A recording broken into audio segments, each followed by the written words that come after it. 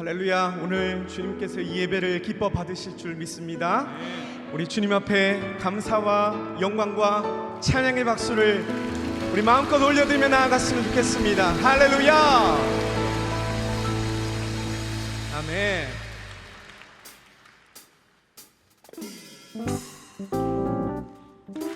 우리 박수치면서 함께 찬양합시다. 보혈의 능력을 우리 고백하며 나아갑시다.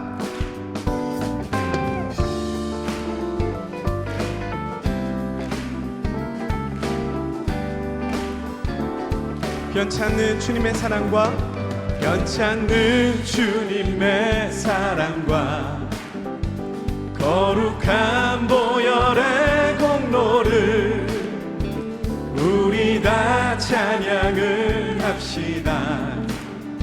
주님을 만나볼 때까지 변치 않는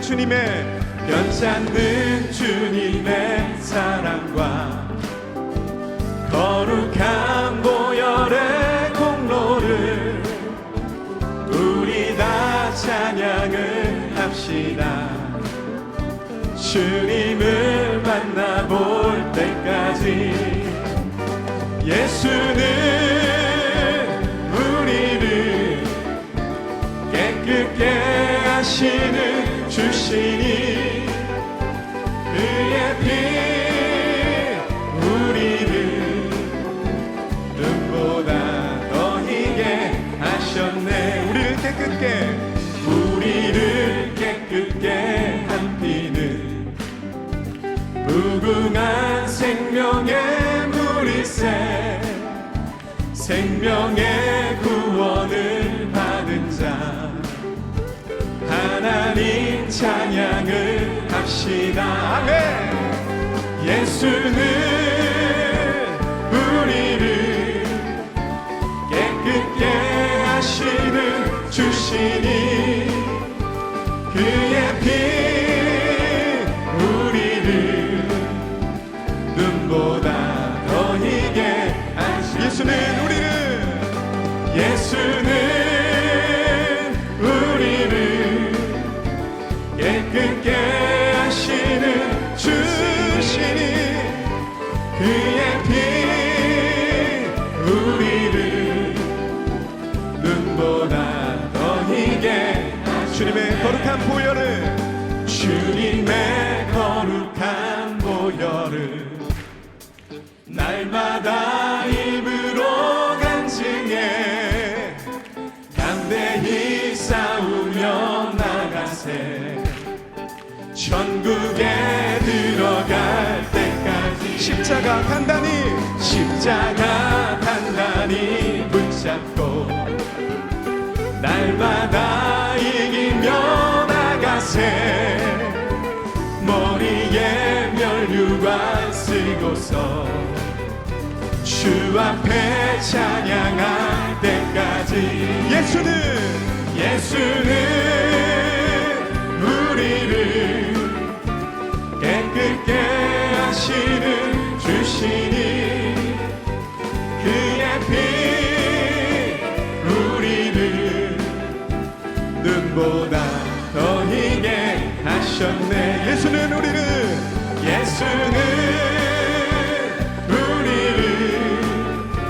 깨끗게 하시는 주시니 그의 피 우리를 눈보다 더 희게 하셨네. 아멘. 예수는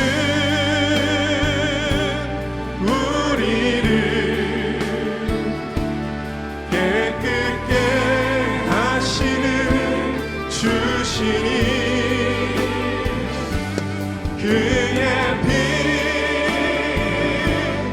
우리를 눈보다 더 희게. 우리 다시 한번 믿음으로 고백합시다. 예수는 우리를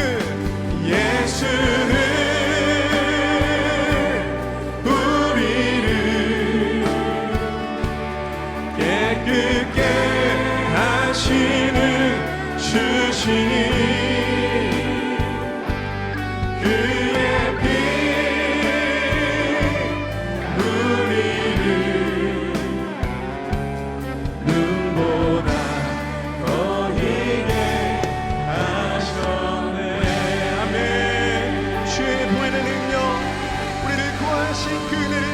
경배합니다. 경배합니다. 아멘. 우리 가능하신 분들 함께 자리에서 일어나셔서 찬양으로 고백할 때 우리 안에 기쁨이 넘칩니다. 감사가 넘칠 것입니다. 사랑과 평화가 가득할 것입니다. 우리의 믿음의 고백을 주님 앞에 마음껏 올려드립시다. 저 바다보다도 더 넓고 저 산과 하늘보다 더 높은 주님의 은혜가 이곳에 가득해. 아멘. 살아계신 주 나의 하나님 언제나 넘치는 주의 사랑으로 내 안에 가득히 넘쳐 흐르네. 내게 강 같은 평화 내게 강 같은 평화 내게 강 같은 평화가 넘치네. 내게 강 같은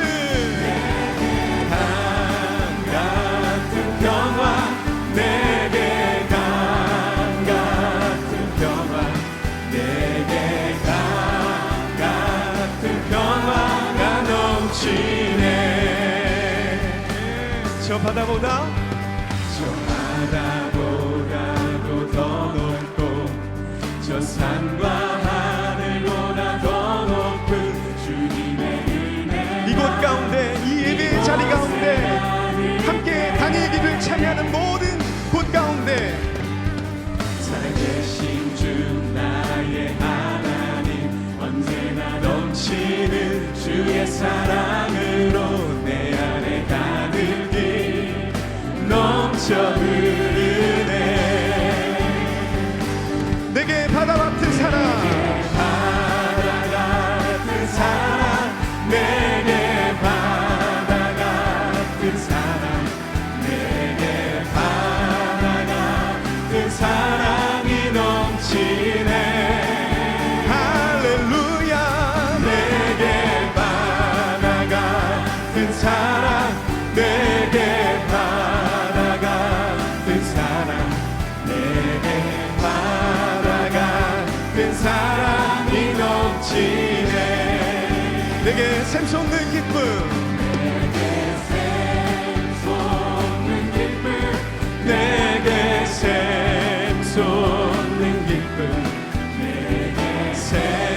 샘솟는 기쁨이 넘치네. 할렐루야. 내게 샘솟는 기쁨 내게 샘솟는 기쁨 내게 샘솟는 기쁨이 넘치네.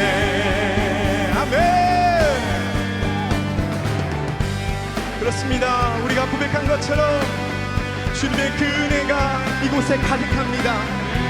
주님 안에 있을 때 우리에게 참 평안을 주시는 그 주님, 또한 우리에게 자유를 주시고 기쁨을 주시고 그 사랑을 알게 하신 주님, 그 주님을 찬양합니다. 할렐루야.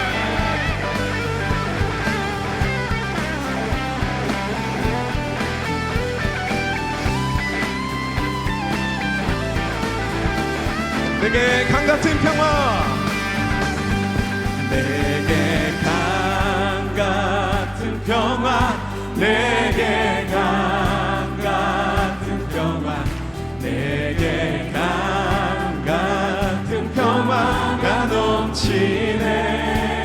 아멘 아멘.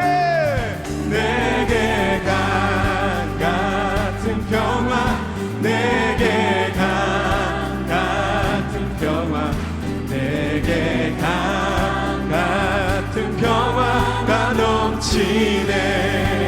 내게 바다 같은 사랑 내게 바다 같은 사랑 내게 바다 같은 사랑 내게 바다 같은 사랑이 넘치네.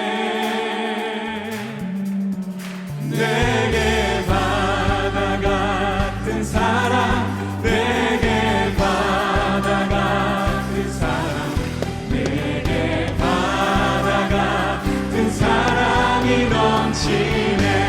내게 기쁨이 내게 샘솟는 기쁨 내게 샘솟는 기쁨 내게 샘솟는 기쁨이 넘치네 할렐루야 내게 샘솟는 기쁨 내게 샘솟는 기쁨 내게 샘솟는 기쁨이 넘치네 할렐루야 할렐루야 주님 한 분만을 예배합니다 주님만을 자랑합니다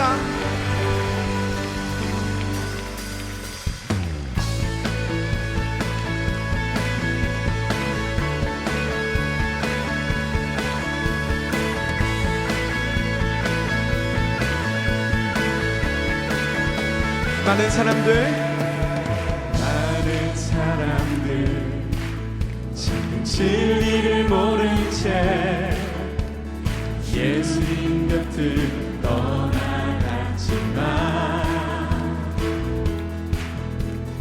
내가 만난 주님은 참 사랑이었고 진리고 소망이었소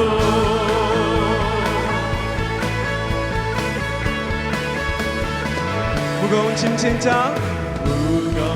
진짜 내게로 오라 내가 너를 쉬게 하리라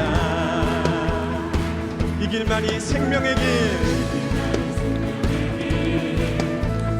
못된 길이라 항상 내게 들려주셨소 난 예수가 좋다오 나 예수가 좋다오 나 예수가 좋다오 주를 사랑한다 너 베드로 고백처럼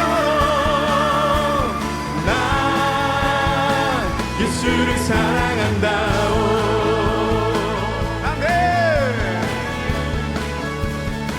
그대가 만일 진짜 행복을 찾거든 예수님을 만나보세요 그분으로 인하여 참 평안을 얻으며 나와 같이 고백할 거요 난 예수가 좋다오 나 예수가 좋다오 나 예수가 좋다오 주를 사랑한다 너 베드로 고백처럼 나 예수를 사랑한다오 난 예수가 좋다오 나 예수가 좋다오 아멘 나 예수가 좋다오 주를 사랑한다 너 베드로 고백처럼 나 예수를 사랑한다 우리 다시 한번 전심으로 고백합니다 난 예수가 좋다오 아멘 나 예수가 좋다오 주를 사랑한다 너 베드로 고백처럼 나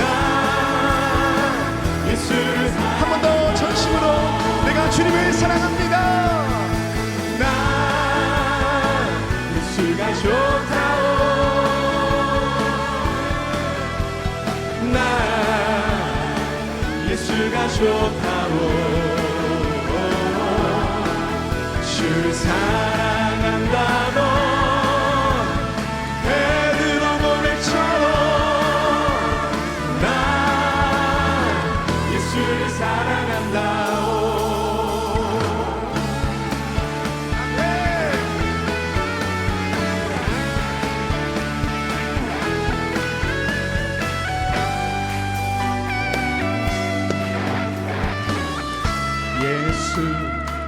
열방의 소망 예수 우리의 위로자 주는 온 땅의 영원한 소망 예수 어둠 속의 빛 예수 변함없는 진리 주는 온 땅에 빛이 되시네 우리 위해 죽으시고 다시 사신 생명의 주 주님만이 소망이요 변함없는 반석이라 주님만이 온 세상을 비추시네 또 죽음에서 부활하신 우리 구주 평강의 왕 주를 믿는 모든 자의 소망 되신 주를 믿네 아멘. 주님이 우리의 소망이십니다. 예수 열방의 소망 예수 우리의 위로자 주는 온 땅의 영원한 소망 예수 어둠 속의 빛 예수 변함없는 진리 주는 온 땅에 빛이 되시네 우리를 위해 죽으시고 다시 사신 생명 우리 위해 죽으시고 다시 사신 생명의 주 주님만이 소망이요 변함없는 반석이라 주님만이 온 세상을 비추시네 또 죽음에서 부활하신 우리 구주 평강의 왕 주를 믿는 모든 자의 소망 되신 주를 믿네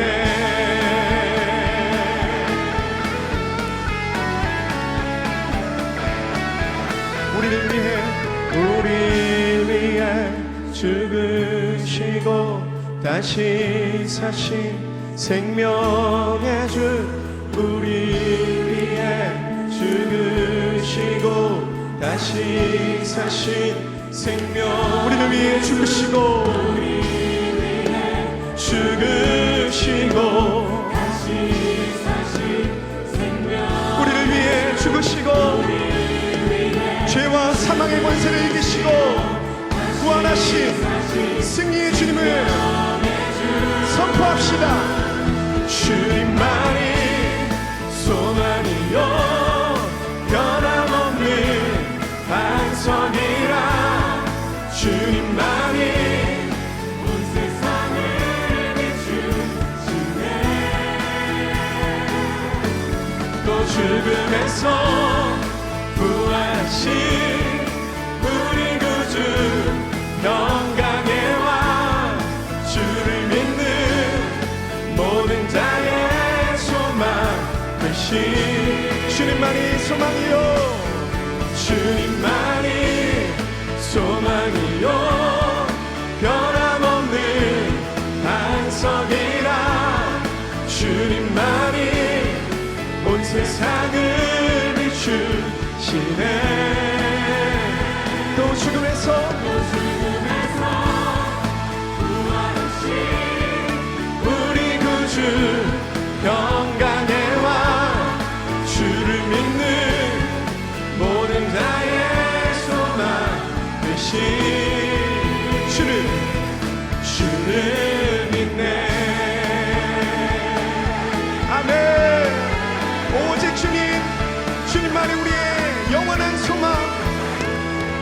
살아계신 주님을 경배합니다. 할렐루야.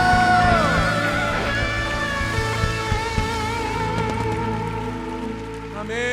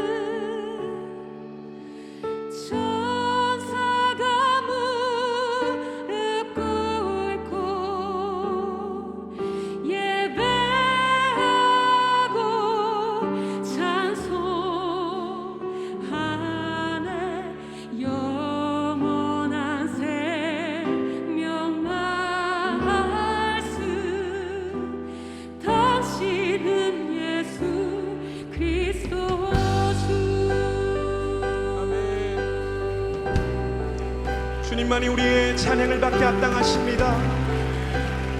영원하신 그 이름을 찬양합니다.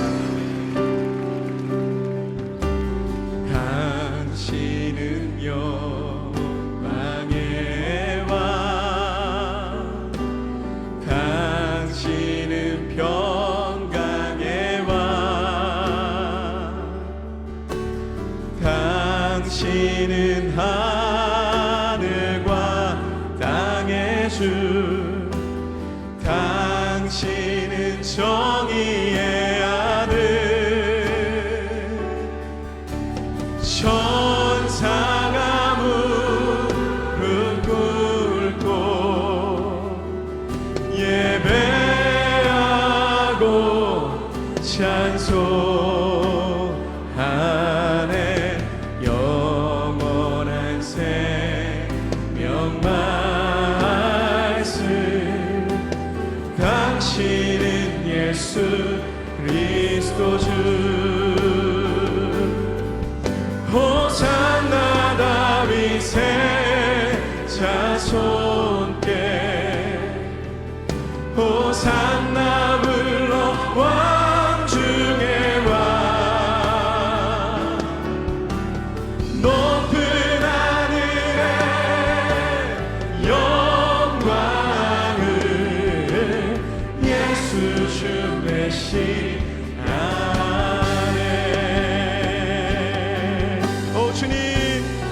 주님만이 높임을 받으소서. 우리의 경배를 받으소서. 우리 다시 한번 고백합시다. 당신은 영광의 왕, 당신은 영광의 왕, 당신은 평강의 왕, 당신은 하늘과 땅의 주, 당신은 정의의 아들. 천사가 무릎 꿇고, 천사가 무릎 꿇고 예배하고 찬송하네. 영원한 생명 말씀, 당신은 예수 그리스도 주. 호산나 호산나 다윗의 자손께, 호산나 불러 왕 중의 왕. 높은 하늘에 영광을 예수 주 메시 호산나 다윗의 자손께 호산나 호산나 다윗의 자손께 호산나 불러 왕 중에 왕 높은 하늘의 영광을 예수 주 메시 모든 영광과 영광과 존귀와 능력 오 주님 받으소서 주님 받으소서 모든 영광과 존귀와 능력 받으소서 주님 모든 영광과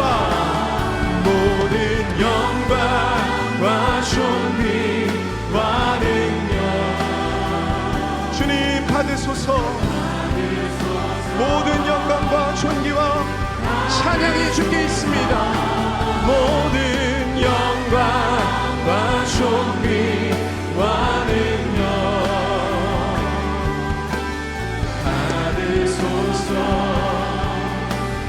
받으소서 그리스도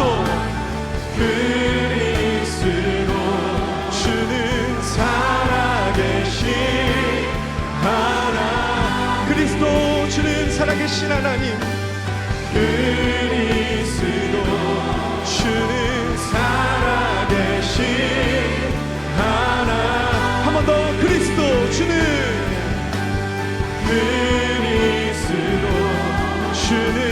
살아계신 하나님 할렐루야 모든 영광과 존귀와 능력이 주께 있습니다 주님만을 높여드리길 원합니다 할렐루야 아멘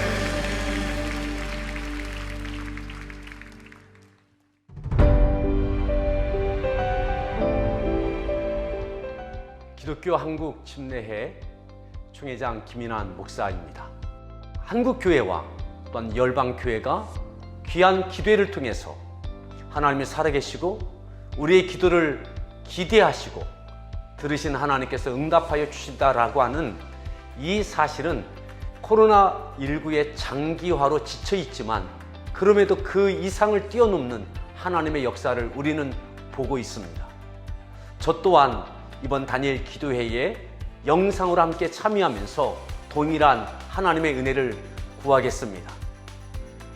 사랑하는 이 자리에 참여하는 우리 모든 한국교회와 열방교회 가운데 하나님께서 행하실 귀한 일들을 기대합니다. 감사합니다.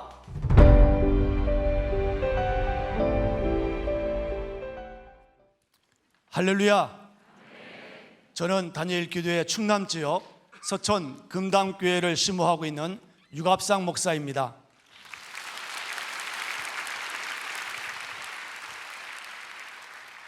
저희 충남 지역에서도 매일 밤 수많은 교회들과 성도들이 다니엘 기도회를 통해 큰 은혜를 누리고 있습니다. 오늘 밤 15,500여 교회가 함께 예배할 때 하나님께서 우리의 예배를 받으시고 존귀하신 하나님의 이름만이 높임받기를 간절히 소망합니다. 오늘 우리가 드린 예배의 대상이요 찬송과 경배받기 합당하신 거룩하신 하나님께 가장 큰 박수로 영광 올려드리겠습니다.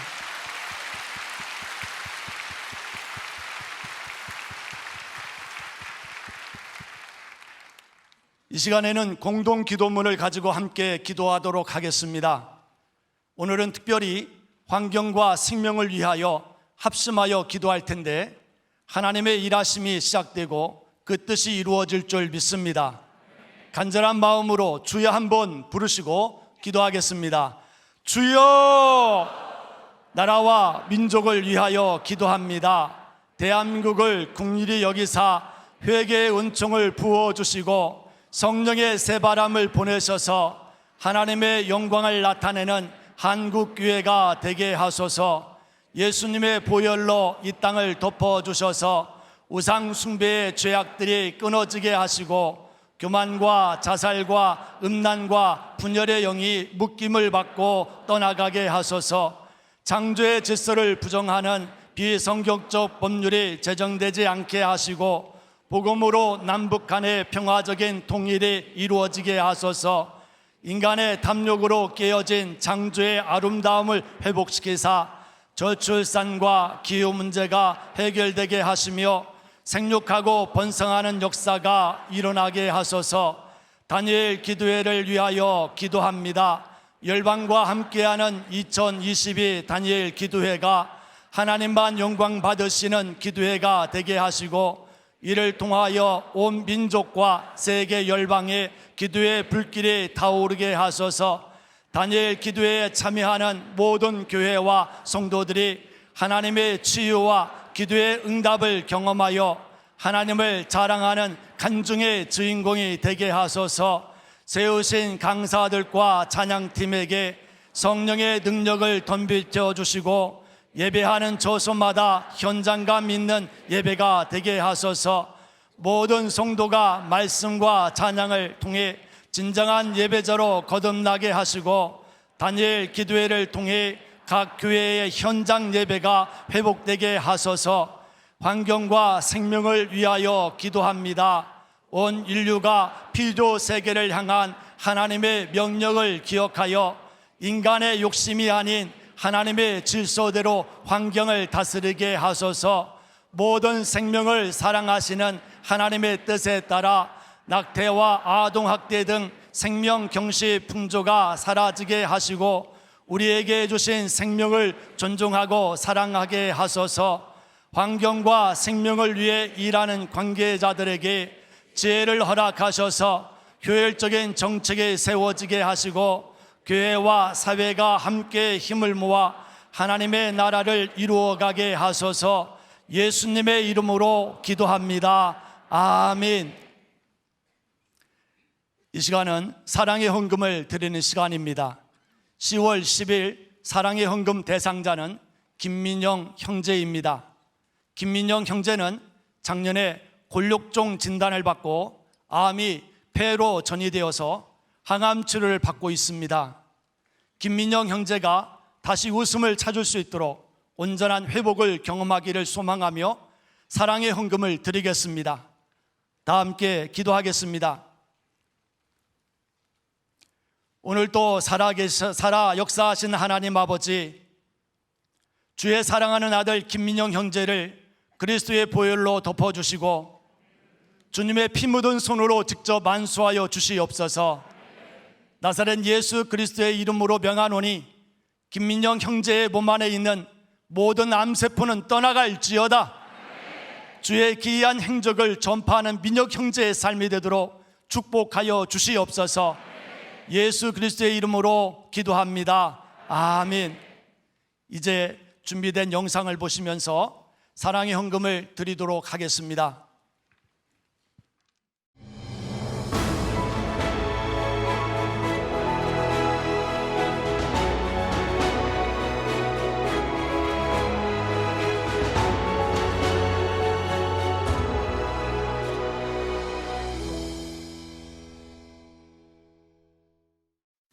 운동을 좋아해 체육고등학교 진학을 꿈꿨던 17살 민영이.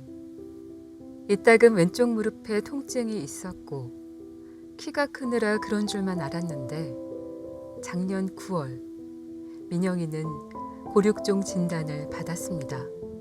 못 뛰어다니고 농구 같은 축구 다 못하고 자전거 못한다 했을 때 되게 슬펐고요. 나을 수가 있을까? 어떻게 이런 일이 생기기도 하고 어떻게 이런 병이 걸리나. 골육종 수술 후 민영이의 삶은 완전히 달라졌습니다. 18cm의 종양 제거 후 인공관절로 대체한 민영이의 무릎. 그런데 3개월 만에 무릎의 암이 폐로 전이되고 말았는데요. 민영이는 지난 10월 다시 항암 치료를 시작했습니다. 아빠는 모든 일을 멈추고 24시간 민영이의 곁을 지키고 있습니다. 하지만 아들의 고통도 점점 늘어나는 치료비도 혼자서는 감당하기가 버거운데요.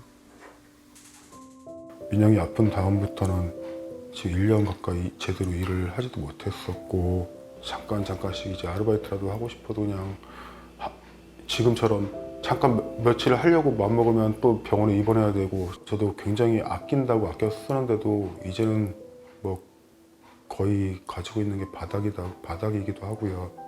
그래도 참 감사한 건 민영이를 통해 아빠가 신앙생활을 시작했다는 겁니다. 간절하게 빌어보고 싶어서 하나님을 찾아갔어요.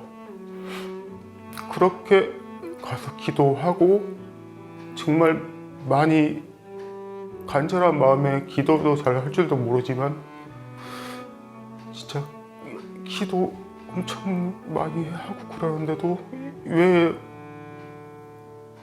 이렇게 자꾸 힘든 일만, 자꾸 안 좋은 일만, 자꾸 또 저런 힘든 치료받는데 해줄 수 있는 게 너무 적다 보니까 민영이에게 한없이 미안하기만 한 아빠. 하지만 민영이는 아빠가 최선을 다한다는 걸 이미 알고 있습니다. 예수님의 이름으로 기도드렸습니다. 아멘. 앞이 보이지 않지만 그래도 함께라서 감사합니다. 그래도 사랑하기에 행복합니다. 친구처럼 사이좋은 부자가 이 시간을 통해 살아계신 하나님을 만날 수 있도록 기도와 후원으로 함께해 주세요.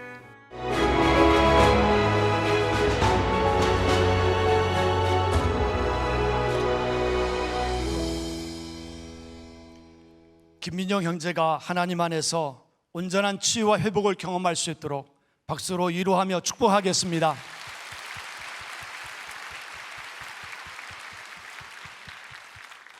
하나님의 말씀을 보겠습니다. 히브리서 11장 17절로 19절의 말씀입니다. 다 함께 마음을 모아 한 목소리를 읽도록 하겠습니다.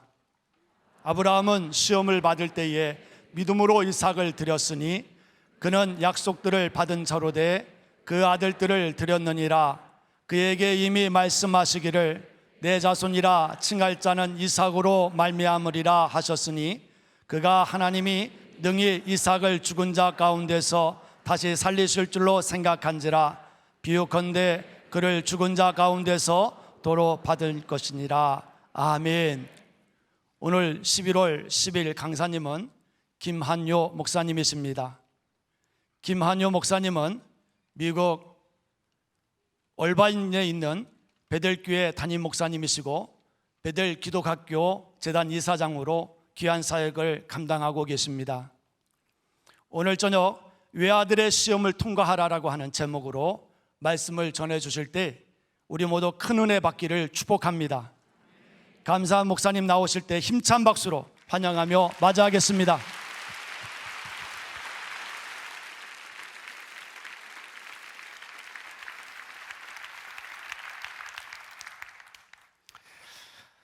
외아들의 시험을 통과하라. 외아들이신 분 계세요 혹시? 저는 애가 넷입니다. 그러니까 제 얘기는 아닌 것 같은데 저에게도 이 시험이 있었다라고 여러분과 함께 나누고 싶습니다. 저의 최종 학력은 신학교입니다. 지금도 기억이 납니다. 신학교 마지막 과목 마지막 시험이었어요. 그때는 그 마지막 시험 용지가 이 파란색으로 되어 있다고 해서 그 시험지 답을 적는 용지, 그 블루북이라고 하잖아요. 그 블루북을 다 교수님한테 마지막 시험 제출하면서 이런 이야기를 했던 기억이 나요. 선생님, 이것이 저의 마지막 시험입니다. 더 이상 저에게는 시험이 없습니다. 그때 교수님이 Good for you, 잘 됐네. 근데 지금도 공부하고 있고 지금도 시험을 보고 있는 것 같은 인생이 라고 말씀드릴 수 있을 것 같아요. 하나님은 아주 명시험 출제자다, 이렇게 말씀을 드릴 수 있을 것 같아요. 하나님은 시험을 출제하시는 분이십니다. 여러분은 마지막 시험을 패스했다고 생각할지 모르지만 하나님은 여전히 기회만 되면 시험을 제출하시는 분이십니다. 오늘 말씀에 이 시험의 타이밍을 알 수 있는데, 아브라함은 시험 받을 때에 시험 분명히 받습니다. 이 시험은 모순이라고 하는 상황 속에서 주어진다는 것을 말씀드리고 싶어요. 모순, 이해가 안 된다는 말이에요. 말도 안 되는 상황 속에서 꼭 시험이 주어진다는 것입니다. 우리가 한글로 성경을 읽을 때는 실은 이것이 번역이 안 됐어요. 그래서 제가 영어 NIV 번역을 살짝 띄워드리면 뉘앙스가 딱 드러납니다. 18절에 보면 Even though God has said to him, even though라는 말이 한글 성경에 없어요. Even if, 비록 뭐뭐일지라도. 삼위일체 영문법 기억나십니까? Even if, 비록 뭐뭐일지라도. 즉, 지금 하나님께서 시험 문제를 출제를 하시는데 그 상황이 뭐냐면 even if, even though, 모순적인 상황이라는 것을 이야기하고 있습니다. 하나님께서는 이삭을 통해 아브라함의 자손을 이어가겠다고 말씀을 하셨습니다. 그런데 아브라함의 몸은 죽었고 자식은 없는데 자식을 하늘의 별과 같이 무수히 하시겠다고 하는 모순적인, 이율배반적인 이런 상황 속에서 시험 문제를 출제하고 있는 것이죠. 시험은 항상 이런 상황 속에서 주어집니다. 이해가 되는 것을 시험이라고 하지 않습니다. 이해가 되지 않는 모순적인 상황 속에서 항상 시험이 찾아옵니다. 저는 진실과 거짓말이 그러한 예라고 전 생각합니다. 우리가 별 생각하지 않고 어떤 상황 속에서 쉽게 거짓말을 합니다. 전화가 왔는데 나 없다고 해, 이렇게 얘기합니다. 나 없다고 해. 거짓말이에요. 심지어는 아들, 딸이 전화를 받는데도 엄마, 아빠 바꿔달라고 하는 전화가 왔는데 나 없다고 해. 거짓말이잖아요. 근데 왜 그 거짓말을 그 순간에 했을까요? 어쩌면 거짓말이라고 생각도 안 하고 하실지도 몰라요. 그것은 지금 내가 없다고 해 라고 하면서 사실을 왜곡하고 사실이 아닌 거짓을 얘기하는 것이 진실을 얘기하는 것보다 훨씬 더 현명하다고 판단하기 때문에 그래요. 지금 이 어렵고 괴롭고 피하고 싶은 이 순간을 어떻게 하면 잘 빠져나갈까라고 생각하는데 거짓말하지 말라라고 하는 하나님의 말씀보다 이 순간만큼은 거짓말하는 것이 훨씬 더 현명하고 훨씬 더 이 상황 속에서 잘 빠져나갈 거라고 자기의 머리와 자기의 판단이 하나님의 말씀보다 더 현명하다고 판단하기 때문에 거짓말을 하는 것이죠. 따라서 나의 상황은 거짓말을 해야 훨씬 더 현명할 것 같아요. 이 순간에 진실을 얘기하면 오히려 손해를 볼 것 같고 어려움을 당할 것 같다는 거죠. 그래서 어떻게 하면 이 어려움을 빠져나갈까? 거짓말을 하면은 훨씬 더 유익하게 나에게 손해 없이 이 상황을 빠져나갈 수 있다라고 스스로 생각하는 것이죠. 하나님의 말씀이 진실을 말하고 거짓된 이야기를 하지 아니하고 올바른 것만 이야기를 해도 하나님의 지혜가 우리의 지혜보다 훨씬 뛰어나다는 생각을 믿지 아니하고 어쨌든 간에 임기응변으로 거짓말을 해서라도 이 상황을 빠져나가려고 하는 것, 그것이 한 예라고 저는 생각해요. 그래서 항상 훨씬 더 거짓말을 해야 살아날 것 같고 거짓말을 해야 위기를 모면할 것 같은데 하나님의 말씀은 진실을 말하라는 거죠. 이게 이율배반적인 모순적인 상황, 바로 이런 상황 속에 시험은 주어진다는 거예요. 거짓을 얘기할 것인가? 진실을 얘기할 것인가? 항상 시험은 이와 같은 상황 속에서 하나님이 이 문제를 출제를 하시는 것이죠. 19절에 보면 죽은 자 가운데서 도로 받은 것이라 이렇게 이야기했습니다. 그러니까 이 상황은 뭐냐면 죽음과 정반대되는 부활이라고 하는 컨텍스트에서 시험이 주어진 겁니다. 말씀대로 순종하면 죽을 것 같은 상황인데 말씀대로 행했더니 부활의 은혜를 경험하는 것입니다. 이 상황이 우리의 삶 속에 수도 없이 다가옵니다. 아, 하나님이 지금 시험 출제를 하고 계시는구나. 하나님이 지금 우리를 시험하고 계시는구나. 그렇게 이해하셔도 결단코 틀리지 않다고 저는 생각해요. 지금 이 말씀을 지키면 죽는 거예요.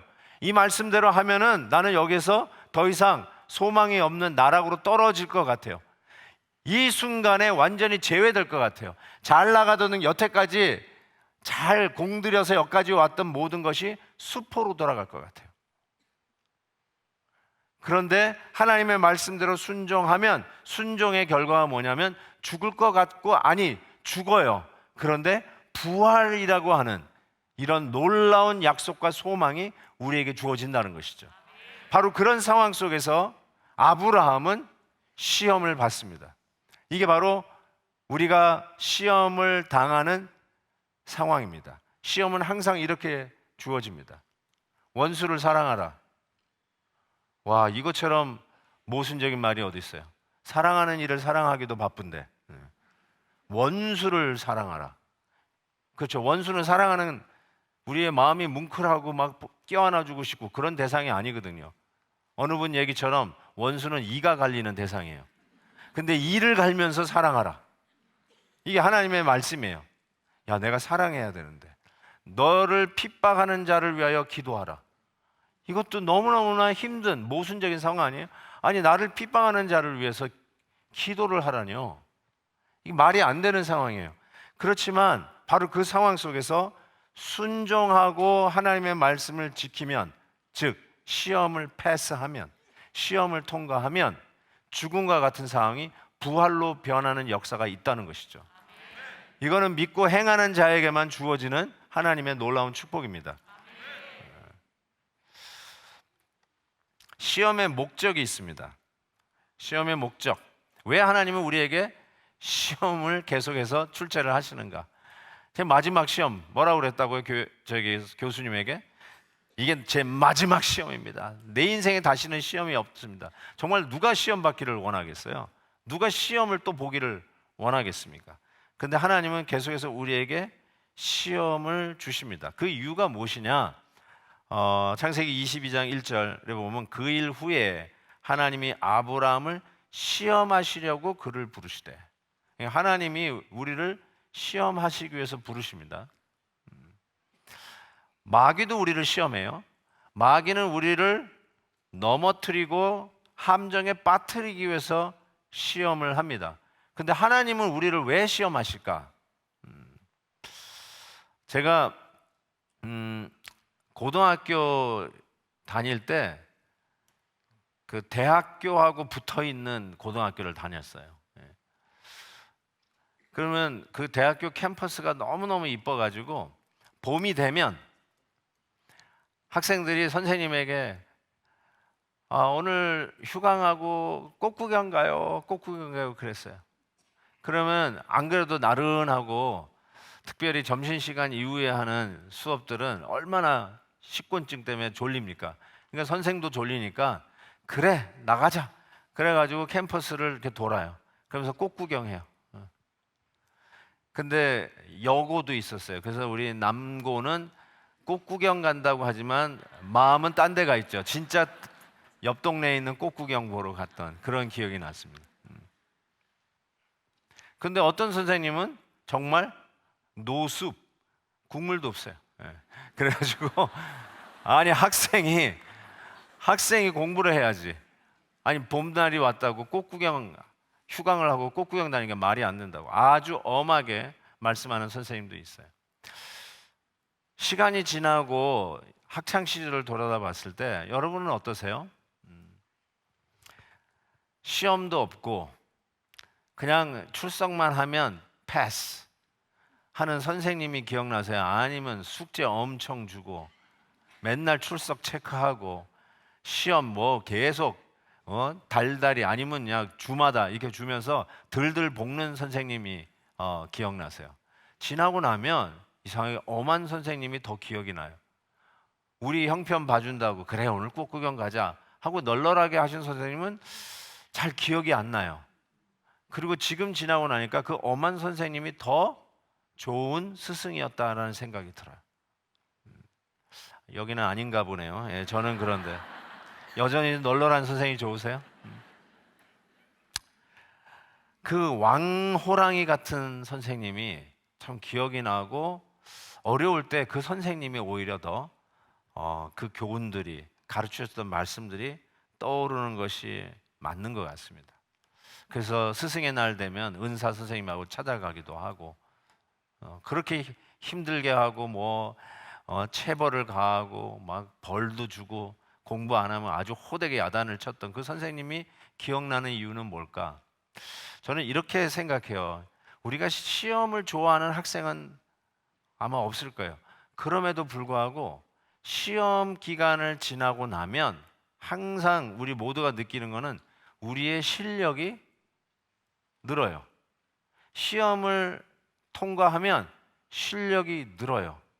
그리고 시험 공부하면서 아, 선생님이 이거 가르쳐 주시려고 했던 거구나 하고 나중에 시험 공부하면서 그 수업 시간에 이해되지 않았던 것들이 이해되기 시작하는 경우가 상당히 많습니다.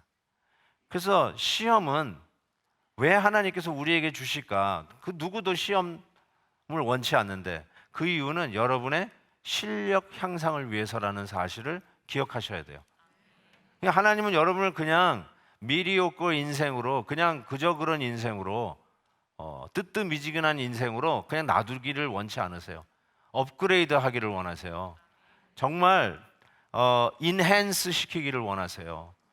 좀 수준을 높이고 싶어 하세요. 그러기 위해서는 당연히 시험이 필요한 거죠. 그래서 시험의 목적은 여러분의 실력 향상이고 시험을 보면 성적이 나오지 않습니까? A, B, C, D, F 하고 성적이 나오지 않습니까? 성적이 나오는 순간에 우리가 모두 다가 아, 내 실력이 이 정도구나 라는 걸 알게 돼요. 근데 시험을 안 보면 참 희한하게도 자기가 전부 다 A 학생이라고 착각하고 살아요. 자기는 다 안다고 생각해요. 자기는 모든 것을 다 섭렵했다라고 생각하는데 시험을 보면 A, B, C, D 성적이 갈라져요. 그리고 내가 C 맞았네. 나는 C 정도뿐이 모르는구나. 나는 A 맞았네. 어느 정도 이 과목은 내가 섭렵했구나, 마스터했구나 라는 생각을 하면서 시험을 치르면서 내 실력이 향상될 뿐만 아니라 나의 신앙의 현 주소를 알게 돼요. 현 주소를 알게 돼요. 믿음이 좋으시다고요? 내가 믿은 지 지금 몇 대째 예수 믿는다고요? 근데 그래서 실력이 있는 줄 아는데 한번 시험을 받으면 그때 실력이 들통납니다. 몇 대째 믿었던 간에 아니면 지난주에 예수님 믿었던 간에 시험을 받으면 그때 신앙의 실력이 드러납니다. 그래서 하나님은 이 시험을 우리에게 계속해서 끊임없이 출제를 하면서 우리의 신앙의 실력들을 향상시키는 목적이 있다는 것을 부인할 수가 없습니다. 자, 그런데 아브라함은 도대체 무슨 시험을 하나님으로부터 받은 걸까요? 그것은 100세에 얻은 그 아들을 번제로 드리라는 것이었어요. 창세기 22장에 이 부분이 좀 더 자세히 나와 있는데 이렇게 되어 있어요. 여호와께서 이르시되 내 아들 내 사랑하는 독자 이삭을 데리고 모리아 땅으로 가서 내가 내게 일러준 한 산 거기서 그를 번제로 드리라. 번제로 드리라. 이 번제가 영어로 whole 전부, burned offering, burn offering, 홀라당 다 태우는 제물, 그게 번제입니다. 그러니까 완전히 다 태우는 거죠. 누구를요? 하나님이 그렇게 약속을 하고 드디어 불가능한 가운데서 가능케 하셔서 죽은 몸과 같은 아브라함과 사라의 몸에 기적을 일으켜서 얻게 한 이삭을 번제로 태워서 하나님 앞에 드리라고 하는 시험을 아브라함이 받게 됩니다. 근데 여기서 아까도 말씀드린 것처럼 누구를 바치라고 하냐면 이렇게 얘기하잖아요. 네 사랑하는 아들을 바치라, 이렇게 얘기해요. 네 사랑하는 아들. 근데 네 사랑하는 아들이 누구냐? 그 독자. 오늘 히브리서에서는 그 외아들, 이전 번역에서는 독생자, 너의 그 독생자, 네가 그렇게도 죽고 못 사는, 네가 그렇게 사랑하는 독자, 외아들, 독생자, 그를 번제로 드리라. 이게 하나님이 출제한 시험이었어요. 자, 17절 다시 볼게요. 아브라함은 시험을 받을 때 믿음으로 이삭을 드렸으니 그는 약속들을 받은 자로 돼 그 누굴 드렸다고요? 외아들을 드렸느니라. 외아들. 영어로 only son. only son을 드렸다. 이렇게 얘기하고 있어요. 그런데 이 부분 가지고 조금 뭐 성경을 아는 척 하시는 분들은 이거 성경이 틀렸네요. 이렇게 얘기합니다. 왜냐하면 아브라함에게 이삭은 외아들이 아니라는 거예요. 그래서 성경이 틀렸다는 거예요. 아브라함은 하갈이라고 하는 몸종을 통해서 아들을 얻었어요. 엄마는 다르지만 아브라함 자식이죠. 그렇죠. 아브라함 자식이에요. 이스마엘이라고 하는 자식이 있었어요.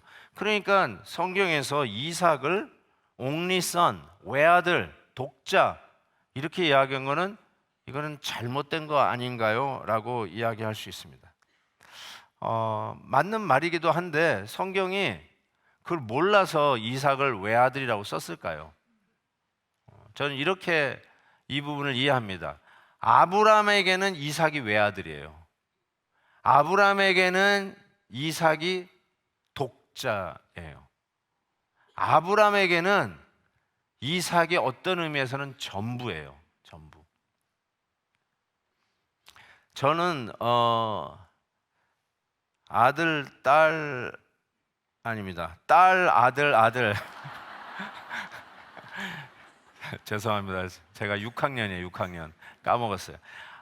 딸, 아들, 아들을 낳았어요. 그리고 나서는 9년 후에 막내딸을 낳았어요. 9년 후에. 그러니까 셋째하고 넷째 사이에 9년 차이고 첫째와 끝에 막내딸하고는 15년 차이예요. 예. 굉장하죠. 근데 날수록 애들 인물이 나요. 그래서 마지막 딸이 정말로 예뻐요. 예. 최근에 우리 아들을 장가 보냈어요. 그래가지고 우리 막내딸이 이제 오빠가 이제 장가 가니까 이제 대학 다니다가 지금 대학교 2학년인데 캠퍼스에서 와가지고 결혼식 참석을 했었는데 내가 그 막내딸 손을 꼭 잡고 이렇게 얘기했어요. 딸아, 너는 시집 못 간다. 내가 그랬어요. 너는 아빠하고 평생 같이 살아야 된다. 정말 누구 주기 싫더라고요. 예. 우리 막내딸은 끝까지 한번 제가 붙들고 있어 볼까 생각을 합니다. 제가 그래서 애가 넷인데도요, 이 막내딸을 향해서 기우는 저의 마음을 어쩔 수가 없어요. 어쩔 수가 없어요. 그래서 제가 아브라함에게 이삭이 독자라고 하는 말이 조금 이해가 됩니다. 무슨 말인지 알 것 같아요. 그의 마음을 가진 자, 이삭이었어요. 그가 아침에 일어나는 이유, 그의 아들 이삭 때문이었어요. 그가 또 오늘 가서 일터에 가서 곡괭이질을 하고 양떼를 키워야 하는 이유, 바로 그의 아들 이삭 때문이었어요. 노구에 별로 신바람 나는 날이 없었던 그에게 재미라 혹은 웃음이 없었던 그에게, 뭐 그때 무슨 TV가 있었겠어요? 뭐 화투를 치겠어요? 뭘 하겠어요? 그런데 100세의 아들, 그 아들 때문에 하루하루가 의미가 있고 하루하루가 살맛이 나고 신이 나고 다시 회춘하는 기분이고 내가 살아갈 이유가 있고 내일 다시 일어나야 할 이유가 있었던 그 모든 것, 그게 그의 아들 이삭이었어요. 그런 의미에서 이삭은 아브라함의 독자, 외아들이었다. 틀리지 않습니다. 그의 전부였다는 뜻이에요. 그의 외아들이었어요. 그런데 참 희한하죠. 하나님이 그 아들을 내놓으라는 거예요. 줄 때는 언제고? 내놓으라는 거예요. 어떻게 얻은 아들인데? 100세 얻었다면 나중에 그 모리아 산에 이 아들을 바치러 갈 때 그 장작을 지고 가는 것이 자는 자가 이삭이었어요. 그럼 적어도 청소년쯤 되지 않았을까? 그 무거운 장작을 지고 갈 정도의 신체를 생각한다면 그러면 한 15년 정도는 100세에 낳은 그 아들 때문에 얼마나 행복했을까? 그 아들 때문에 얻은 그 추억들이 아마 주마등같이 흘러갔을 것 같다는 생각이 들어요. 그 아들을 내놓으라니 하나님이 노망이 드셨나? 아니, 지금 하늘의 별과 같고 바다의 모래알 같을 거라고 약속을 하셨잖아요. 여러분, 정말 문자적으로 해변의 모래를 새 보셨나요? 아니, 새 볼 생각이라도 해보셨나요? 하늘의 별들을 하나씩 새 볼 생각을 해보셨나요? 한 100개는 세 보셨나요? 200개는 세 보셨나요? 모래를 한 줌 떠가지고 하나하나 세 보신 적이 있나요? 그런 적 없잖아요.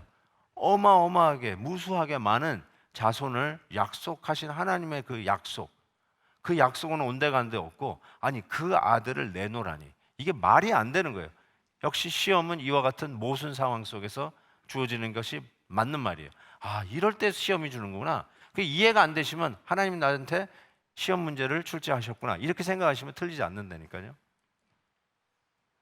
자, 그때 그가 모든 것이라고 얘기했던 그 이삭을 통해서 조그마한 틈새가 벌어지기 시작하는 거죠. 그 틈새를 사탄은 정확하게 이용해서 우리의 삶을 치고 들어오는 거죠. 하나님이 축복 후에 열매로 주신 게 이삭이에요. 약속의 응답으로 주신 게 이삭이었어요. 그래서 그 이삭을 누리고 이삭을 즐기고 이삭 때문에 행복해하는 것은 전혀 문제가 아니에요. 그런데 이삭이 내 삶의 전부다. 이삭이 나의 기쁨의 전부다. 내가 사는 이유는 이삭이다. 끝. 이럴 때 그 틈바구니를 치고 들어오는 게 사탄이죠. 아, 그렇지. 하나님이 아니라 이삭이지. 네가 사는 이유가 하나님이 아니라 네 아들이지. 네가 오늘도 나가서 열심히 일하는 이유가 하나님의 영광이 아니라 네 아들이지. 네 늦둥이지. 별로 기뻐할 것이 없는데 하나님이 주시는 은혜에 대한 행복함과 감사는 온데간데 없이 사라지고 어느 날 어느 순간부터는 그냥 하나님이 주신 선물, giver, 하나님의 그 선물을 주신 자, giver인데 giver 때문에 기뻐하지 아니하고 하나님이 주신 gift, 선물 때문에 그거에 눈이 멀어가지고 기프트만 보고 사는 인생, 그 틈을 노려서 사탄이 우리의 삶 속에 치고 들어오잖아요. 하나님께서 그걸 알고 계시는 거죠. 죄는 별거 아닌 것 같아요. 여러분이 하나님이 주신 자녀를 즐기는 게 이게 얼마나 큰 행복인데, 그런데 그 작은 틈바구니를 통해서 엄청난 이 골리앗과 같은 시험과 이 시련을, 우상 딴지들을 하나님은, 이 사탄은 우리에게 막 주입을 하기 시작하는 거죠. 별거 아닌 것 같죠? 마치 속담에 바늘 도둑이 소도둑 된다는 말이 있어요. 죄는 그래요. 바늘 같은 죄가 소같이 돼버려요. 우습게 알면 죄에 넘어집니다. 작은 죄라고 콧방 끼시면 그 작은 죄에 집채만한 우리의 몸뚱아리가 넘어집니다. 낭패를 봅니다. 그래서 어느 분이 이런 표현까지 했어요. 죄는 유도 선수다 이렇게 얘기했어요. 유도 선수. 조그만한 사람이 덩치 큰 사람을 그냥 날려버립니다. 왜요? 그 작은 힘을 가지고 이용해서 던져버리는 거예요. 그게 유도의 기술 아니에요? 죄가 그 기술이 있어요. 별거 아닌 것 같지만 집채만한 모든 것을 날려버릴 수 있는 죄의 위력이 그 안에 있다는 사실이에요. 작은 죄를 우습게 생각하지 마세요. 집안에 들어와 있는 작은 죄, 별로 경건치 않는 책들, 집안에 보이지도 않는 와이어를 타고 들어오는 이상한 영화들, 이거 별거 아닌 것 같죠? 날려버리세요. 예? 이것 때문에 우리가 날아가는 수가 있어요. 어느 한 선교사님은 라스베가스를 지나가다가 심심풀이 땅콩으로 진짜로 주머니에 있는 동전, 아유 귀찮아, 이거 하나 넣고 가죠 뭐, 게임 한번 그냥 하고 버리는 셈 치죠. 그리고 탁 누르고 열심히 가는데 저 뒤에서 댕댕댕댕댕댕댕댕 하면서 막 돈이 떨어지는 거야. 이거 별거 아닌 것 같잖아요, 넣는 거. 근데 뒤에서 댕댕댕댕댕댕댕 하고 떨어지는데 그 이후로 그 선교사님이 도박에 중독이 됐어요. 별거 아닌 것 같죠? 아이 뭐 그냥 일불 그냥 던져주고 가지. 안 그래요. 하지 마세요. 죄악이 약한 것 같지만 한 방에 여러분을 날려버릴 수 있는 위력이 죄 안에 있다는 것이에요. 그래서 하나님께서는 이렇게 얘기하는 거예요. 그 이삭을 내놔라 이거예요. 그 틈바구니를 메꾸라는 거죠.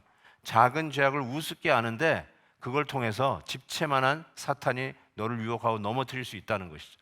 그래서 하나님이 시험 문제를 출제한 거죠. 하나님이 주신 거 도로 찾겠다는 거예요. 내놔봐 한 것이죠. 저는 여러분에게 이런 말씀 드리고 있어요. 여러분도 이삭이 있어요. 여러분도 외아들이 있어요. 내가 사는 이유 이것 때문이에요. 내가 이것만 있으면 살 것 같아요. 외아들이에요. 내가 이 문제만 해결하면 그 다음부터는 하나님 내가 더 이상 달라는 기도 안 할게요. 만약에 그런 거 한다면 그게 외아들이에요. 여러분이 내일 아침에 일어날 이유가 있다. 그게 여러분의 외아들이에요. 내가 이 사람하고만 결혼하면 나는 평생 행복할 것 같다. 그게 여러분의 외아들이에요. 내가 1년에 연봉이 이 정도만 되면 그 다음부터는 내가 아무 걱정 없이 살겠다. 그게 여러분의 외아들이에요. 내가 이 학교에만 들어가면, 내가 이 직장에만 들어가면 나는 이제는 더 이상 부러울 거 없이 떵떵거리며 살겠다라고 하는 것이 있다면 그게 여러분의 외아들이에요. 그게 외아들이라고요.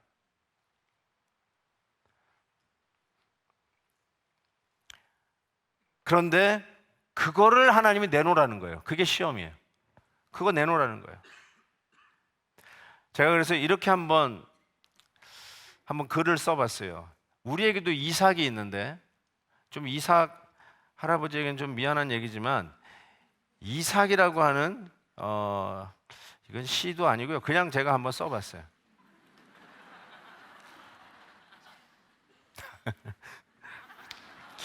김한효라는 거는 내가 안 보냈는데요. 어떻게 했나? 자 보세요.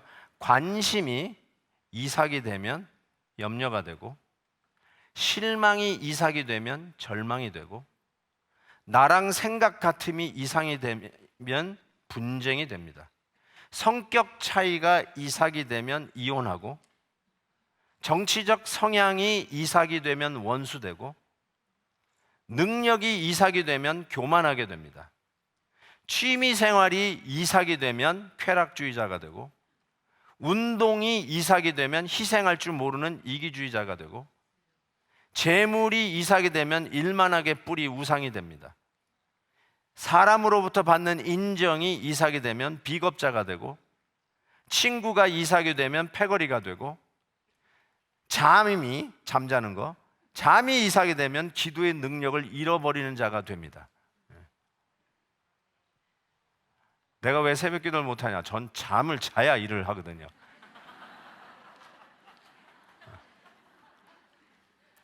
이렇게 집회를 하는데요, 지금 9시 10분인데 9시만 되면 일어나서 나가는 분이 있어요.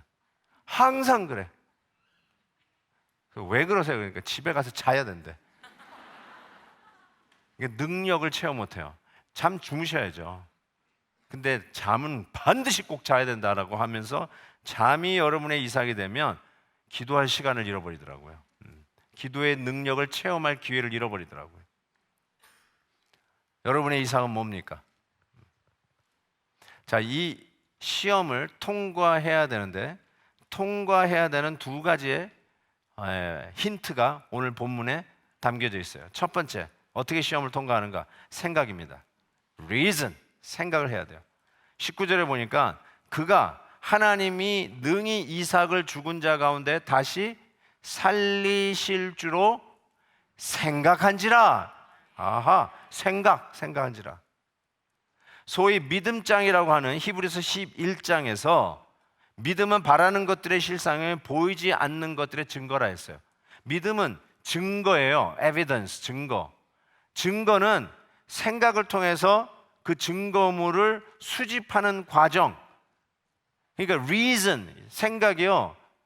think보다 더 reason, 영어로 reason. 그러니까 어떻게 이 시험을 통과했느냐? reasoning을 했다는 거예요. 이 여러 가지 정보, 데이터를 다 컬렉트, 모아가지고 생각해보니까 결론이 나오는 거예요. 증거가 생긴 거예요. 에비던스가 생긴 거예요. 아하, 생각을 해보니까 드디어 시험을 통과할 수 있는 정보가 수집이 된 거예요. 많이들 그래요. 야, 믿음은 그렇게 생각 많이 하면 안 돼. 덮어놓고 믿어야 돼. 막 이렇게 얘기하더라고. 근데 분명한 것은 성경은 덮어놓고 믿는 건 아니고요. 펴놓고 믿으셔야 돼요. 펴놓고 믿으셔야 돼요. 그리고 성경을 읽고 묵상하셔야지. 야, 생각을 자꾸 끄라고 그러는데 생각을 끄지 마세요. 생각을 키셔야 돼요. 예수님께서 염려하는 사람들에게 이렇게 얘기했어요. 공중나는 새를 보라, 들의 백합화를 보라 그랬어요. 보라가 영어로 look이 아니에요. consider예요. consider, 생각하라는 뜻이에요. 공중나는 새를 보면서 생각 좀 해라. 들의 백합화를 보면서 생각 좀 해라. 생각을 안 해서 염려한다는 거예요. 무엇을 먹을까? 무엇을 마실까? 무엇을 입을까? 너희들이 왜 이방인처럼 염려하느냐? 생각을 안 해서 그렇다는 거예요. 공중나는 새를 봐라. 길쌈도 매지 않는 저 새 한 마리도 하나님이 먹이신다. 굶어 죽은 새 본 적 있냐? 하나님이 다 먹이신다는 거예요. 저 들풀, 오늘 피었다가 내일 불쏘시개로 쓰여지는 저 들풀도 하나님이 솔로몬의 영광보다도 비교되지 않을 정도로 아름답게 입히시거든 하물며 하나님의 자녀인 너희일까 보냐. 생각 좀 해라. 이렇게 했어요. 생각하면 염려가 사라지는 거죠. 왜 생각을 많이 해가지고 염려한다고 생각하냐면 생각을 실은 잘 안 한 거예요. 하다 만 거예요. 끝까지 하세요. 끝까지. 어떻게 시험을 통과했는가? 생각한지라 생각했어요. 아브라함이 뭘 생각했을까 생각을 좀 해보세요. 뭘 생각했을까요? 아니, 아들을 달라?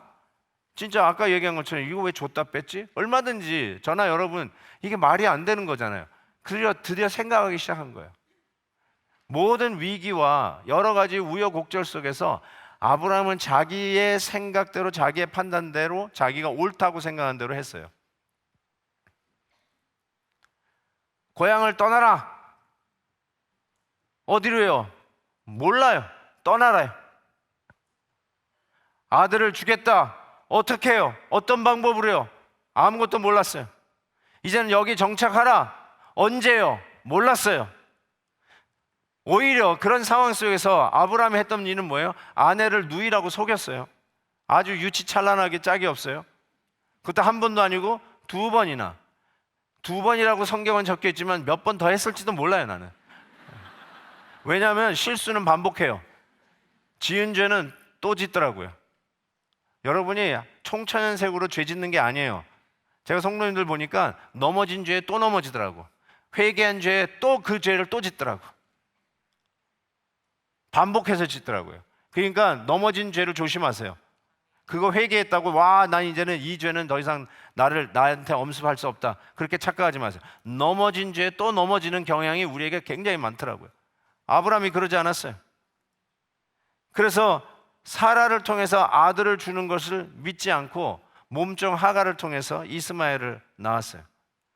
자기의 생각에 현명한 대로 해가지고 제대로 된 것이 없었어요. 자기가 옳다고 생각한 대로 판단해가지고 일을 저질렀는데 제대로 된 게 하나도 없었어요.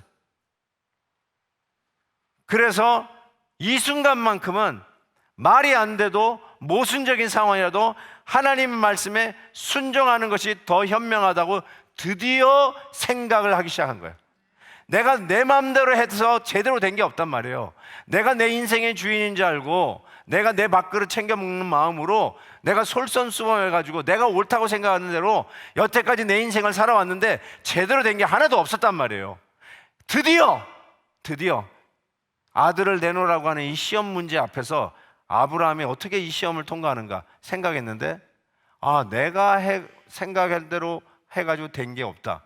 이제는 하나님의 말씀대로 하자, 하나님의 말씀대로 순종하자, 여기까지 온 거예요. 생각, reason을 했다는 거죠.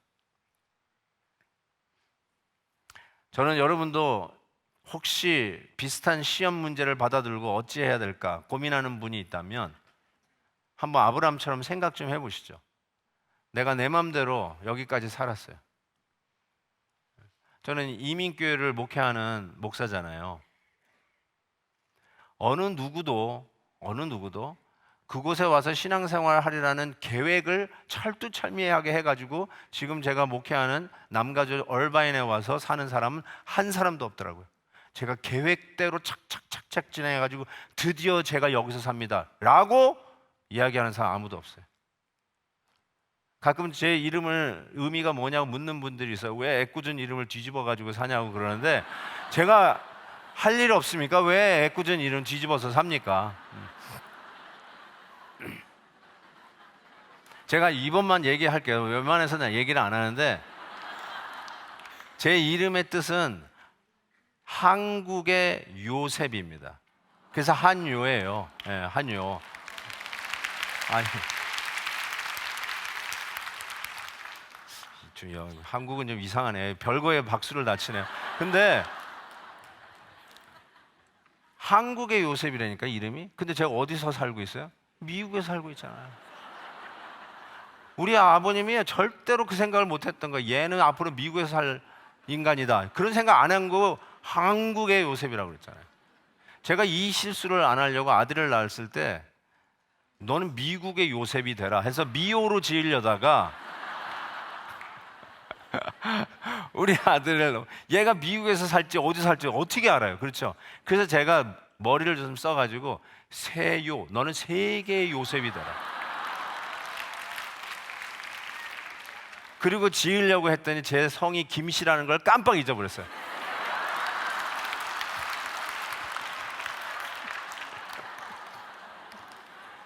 그러니까 자기가 계획대로 사는 사람이 아무도 없다니까요. 정말로 잘 생각해 보세요. 내가 내 마음대로 해가지고 지금 계획해가지고 이 자리에 계시는 분이 있는지. 하나님이 인도하시는 거구나. 가장 현명한 하나님 말씀에 순종하는 것이구나. 내 머리를 따라가는 게 아니라 하나님의 말씀을 쫓아가는 것이 이게 믿음이구나. 이걸 깨닫는 거예요. 그 생각에 드디어 미치는 거예요. 그 생각을 하게 된 거죠. 시험 받으셨나요? 생각하십시오. 여태까지 하나님이 나를 어떻게 인도하셨는지 생각하세요. 어렵고 힘든 가운데 죽었었던 것 같은 나를 어떻게 인도하셨고, 이제는 막다른 골목을 생각했는데 나에게 데려다 준 사람 때문에 세계를 여셨던 그 하나님을 생각해 보세요. 이거구나. 하나님의 뜻을 쫓아가고 하나님의 말씀에 순종하는 거구나. 생각하십시오. 두 번째, 이게 더 중요해요. 저는 이렇게 한번 시험 통과하는 방법을 이렇게 얘기해요. 어린 양을 보았다. 어린 양을 보았어요. 외아들을 내놓으면 죽을 것 같은데 가만히 생각하다 보니까 진짜로 외아들을 주신 분은 우리 하나님 아버지셨어요. 아브라함이 예수님 전 2000년 전 사람이에요. 지금부터 4000년 전 사람이니까 2000년 전 사람이지만 앞으로 2000년 후에 메시아가 오시는데 아주 희미하게 하나님이 나를 어떻게 회복하시고 죄인들을 어떻게 구원해 내실 거를 가장 희미하지만 그래도 아버지의 마음을 가장 근접하게 경험한 자가 저는 아브라함이라고 생각해요. 왜냐하면 아들을 냈잖아요. 아들을 드렸잖아요. 아들을 희생하는 자리에 나아갔잖아요. 그래서 아버지의 마음을, 우리 하나님 아버지의 마음을 가장 근접하게 경험한 자가 아브라함이 아니었을까? 아브라함이 그의 마음에 only son, 독자, 외아들, one and only, 이 아들을 바치면서 하나님 아버지, 우리에게 당신의 독생자, 외아들을 내어주신 아버지의 마음을 가장 가까이에서 경험했다라고 저는 생각합니다. 이삭이요, 아버지, 여기 나무도 있고 불도 가져가는데 재물이 어디 있어요? 이 질문을 받은 아버지의 마음이 아마 무너져 내렸을 것입니다. 답도 못 해주고. 그런데 아브라함이 아까 생각했다고 그랬잖아요. 분명히 하나님께서 뭔가 하실 것이다. 하나님이 그렇게 괴팍한 하나님이 아니었어요. 하나님은 선한 하나님이셨어요. 그거를 자기의 인생을 통해서 증명해낼 수 있는 스토리로 꽉 차 있었어요. 생각의 끝, reason의 끝이 하나님은 선하신 분이에요. 그러니까 하나님은 반드시 이 가운데서 뭔가를 해내실 거라고 생각했다는 것이죠. 그래서 그는 이삭을 정말로 꽁꽁 제단 위에 묶어가지고 칼을 들어 잡으려고 했습니다. 그런데 그것이 무슨 병신병자가 되어서 그런 것이 아니라 틀림없이 하나님이 내가 여기서 잡아더라도 이 아들을 부활로 살려낼 것을 믿었어요. 그게 그가 내린 생각의 결론이에요. 하나님은 반드시 뭔가 하실 것이다. 주었다 뺏는 하나님이 아니다. 약속의 아들을 통해서 하늘의 별과 바다의 모래알 같이 할 그 하나님을 그는 분명히 믿었을 거라고 생각해요. 그곳이 어디예요? 모리아산이에요. 모리아산이 어디예요? 예루살렘 성전이 쓸 곳이었어요. 바로 그곳에서 하나님은 당신의 아들 독생자 예수 그리스도를 우리를 위해서 주시는 바로 그 현장이었어요. 기가 막힌 그림자 아닙니까? 하나님은 그 아들을 우리를 위해서 잡으십니다. 아브라함이 그의 아들을 잡을 때는 하나님께서 멈추라고 아브라함아 아브라함아 하고 2번이나 외치면서 그 손을 잡으셨어요. 그러나 하나님께서 당신의 아들 예수 그리스도를 십자가에서 잡으실 때는 그 누구도 멈추라는 소리를 하지 않았어요. 그리고 나서 하나님께서 아브라함에게 하셨던 말씀이 있어요. 오늘 창세기 22장에 그 얘기가 나오는데요. 이렇게 쓰셨어요. 나는 이 말씀이 너무너무나 울컥합니다. 사자가 이르시되 그 아이에게 내 손을 대지 말라. 그에게 아무 일도 하지 말라. 네가 네 아들 네 독자까지도 내게 아끼지 아니하였으니 내가 이제야 네가 하나님을 경외하는 줄 아노라. 이렇게 대답했어요. Now I know. 이렇게 했어요. Now I know. 나 이제 알았다. 하나님이 옛날에 몰랐다? 하나님 보다는 그의 모습을 보고 이제 시험을 통과해가는 그 아브라함을 보면서 희미하지만 앞으로의 메시아의 구속의 그 그림자를 보면서 그가 통과해가는 거죠. 시험을 통과하는 것. 그걸 보면서 하나님께서 하신 말이 Now I know. 워싱턴에 가면요, 그 도시 수도를 가르는 포토맥 강이 있어요. 한국에 한강이 있듯이 워싱턴 DC에는 포토맥 강이 있습니다. 추운 겨울날 스쿨버스가 그 다리를 넘어가다가 다리가 아주 아이스에 싹 깔려 있었어요. 그 미끄러져 가지고 이 다리 난간을 치고 그 밑으로 포토맥 강으로 떨어졌어요. 그 스쿨버스에는 어린 초등학생들이 가득 실려 있었죠. 근데 그 안에서 허우적거리는데 젊은 청년이 지나가다가 그 겨울날 오버코트를 벗어던지고 그 강에 뛰어들어가서 아이를 하나씩 건져서 나옵니다. 이 구조대원들이 오기 전까지 계속해서 들어가는데 이 이야기가 막 삽시간에 학부모님들에게 알려지고 드디어 이제 구조대가 막 오기 시작하는데 막상 하려고 보니까 이 청년이 아이 하나 건져오고, 두 아이 건져오고, 세 아이 건져오고, 네 아이 건져오고, 다시 또 다섯 번째 아이를 건지러 가다가 이 심장마비로 죽습니다. 뒤늦게 출동한 구조대원, 그래서 헬리콥터가 쫙 동원돼 가지고 드디어 그 청년을 잡아 가지고 이 헬리콥터에서 쭉 묶어 가지고 쫙 뽑아 올립니다. 헬리콥터가 그 청년을 잡아가 쭉 끌어올리는데 학부모들이 자기 애 때문에 걱정해서 그 학부모들이 막 이 담요 이런 걸 안고 하는데 자기 애를 살려낸 청년이 쫙 헬리콥터에서 이게 붙잡혀가지고 쫙 끌려오는 거를 보는 거예요. 그때 다 같이 생각해요. 저 사람이 누군데 왜 우리 애를 구하려다가 저렇게 죽었을까? 왜 그랬을까?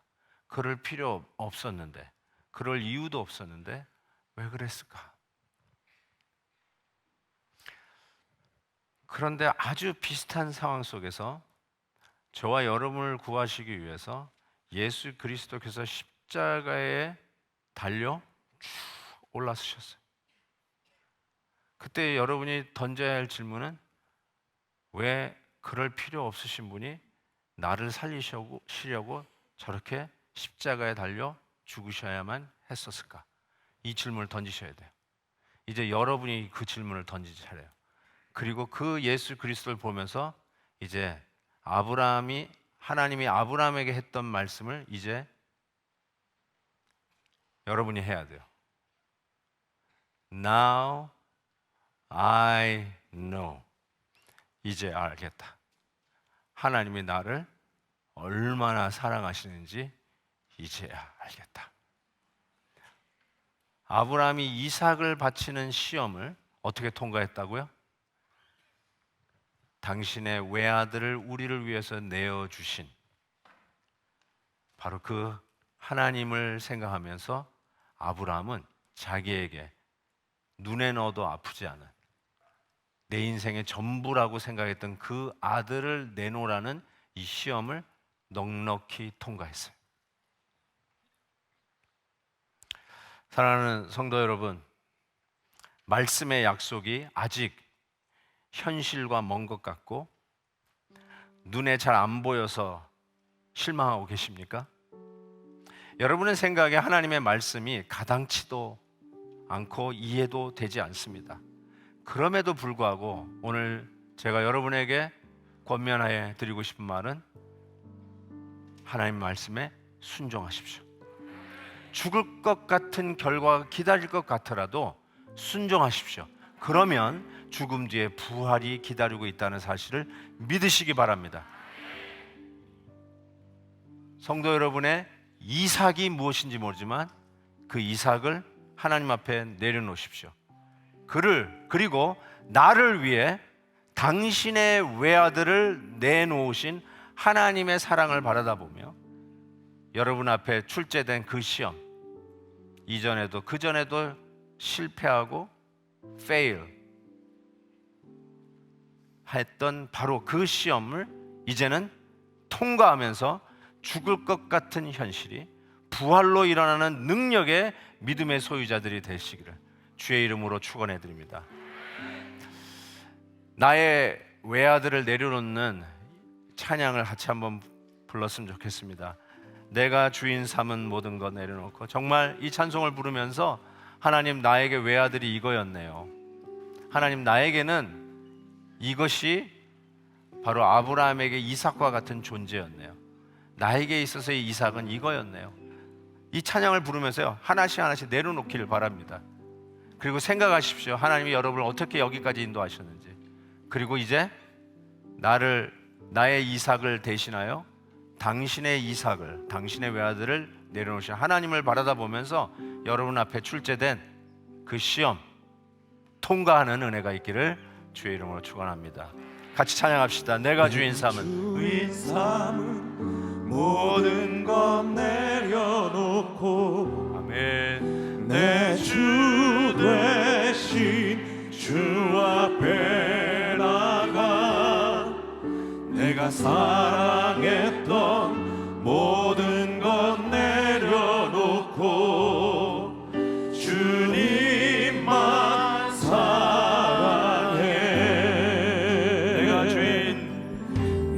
주인 삼은 모든 것 내려놓고 내 주 되신 주 앞에 나가 내가 사랑했던 모든 것 내려놓고 주님만 사랑해. 주 사랑 거친 풍랑에도 깊은 바다처럼 나를 잠잠케 해. 주 사랑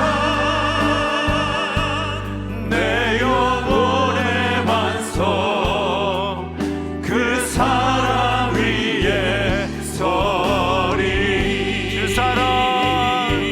주 사랑 거친 풍랑에도 깊은 바다처럼 나를 잠잠케 해. 주 사랑